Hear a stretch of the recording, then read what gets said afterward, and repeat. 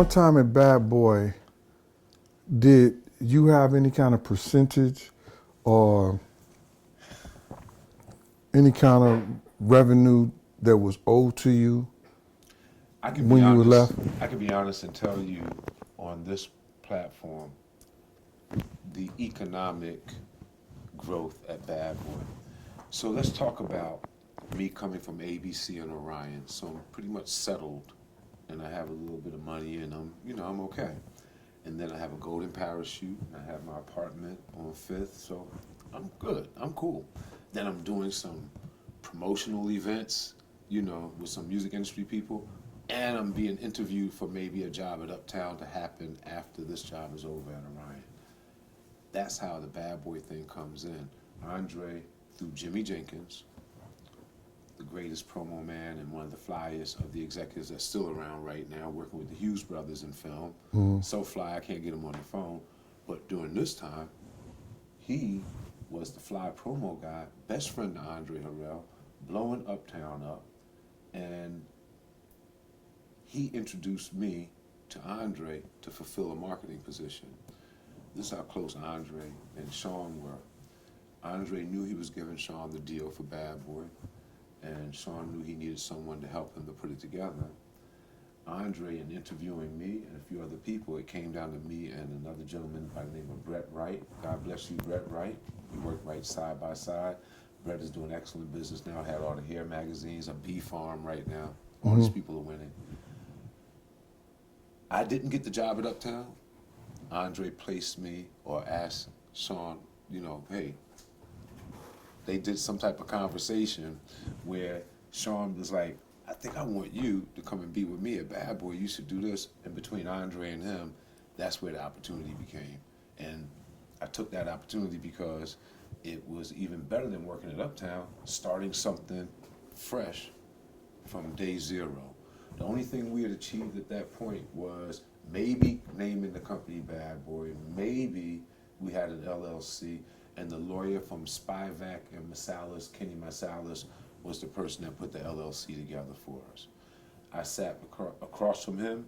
He was at his Uptown desk. He had just been appointed VP of A&R and Artisan Development, maybe a few months into that. CCNY happened, shut us down. He came back to the job, and then we started to accelerate with Bad Boy through Uptown. Personality clash. We were thrown out of Uptown, and we were starting at Arista, where you came in. So yes, all those evolutions, I didn't have anything on paper, except for from the very beginning, he gave me 25% of the company. Right. And so I had 25% all the way throughout. When we started Uptown, I had my own money. There was no budget. At some point, he didn't pay me, so I still had to take care of myself, but still work at Bad Boy, picking up the jackets from D-Ferg, doing all that. I had to do all the same work. It was me and him, so everything he needed at that time, I took care of to build his company. I want to pause for a second, because there are a lot of executives that came from that company. They're VPs now, they're presidents. All of them came after me.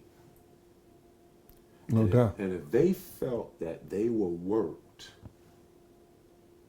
and that they put blood, sweat, and tears into Bad Boy, what do they think I did to get it ready for them? Mark Pitts, Harv Pierre, Michelle Joyce came from there, Gwen Niles, Leote. Leote Blackmore went on to do Blackground with Chaz and all of them. And she went to Rough Rider. Rough Riders with Darren and Joaquin, the Dean family. I had a part in helping them when we signed the Locks, and they were able to get their deal. Everyone that we were affiliated with, I gave love to from what I knew here, that the ancestors prepared me for, that I went and did a good job, never stealing, never lying, showing up, always responsible, never a day off, no vacation time ever, just constantly grinding, all the way through. And it's And I had 25%. Wait a minute. So to answer the question, I had 25% at Uptown. No money initially. Then Andre might have paid me through the Bad Boy budget. That there was a budget initially, and I didn't get any of that. Then the second go around, I might have gotten something, and that might have been about $30,000 a year or something like that. It went to about $40,000 when I went to Arista in Old Boys Defense. We had maybe a $5 million deal on the table from Arista. Let's say that's the number. $3 million was for budgets, marketing for 3 artists. Then the 2 or so was for what he needed to do to get things together. He might have offered me half of that for what I needed to do, but I knew based on the deal, I couldn't have that in my pocket. We had to have an office space, pay rent, executives, and all. So that's how I budgeted myself at having a smaller amount so we can make the company work. At the time you was calling, and I had to make sure everyone was paid from security and this and that and that and this. That's what happened. So 25% was what I was really counting on. Mm-hmm. And then it came to be a point where he took that back, him and Kenny Masalis. It was all of a sudden, it was boom, boom, boom. We need it right now. You have to sign this right here. And this is what needs to happen. It's desperate. It's urgent.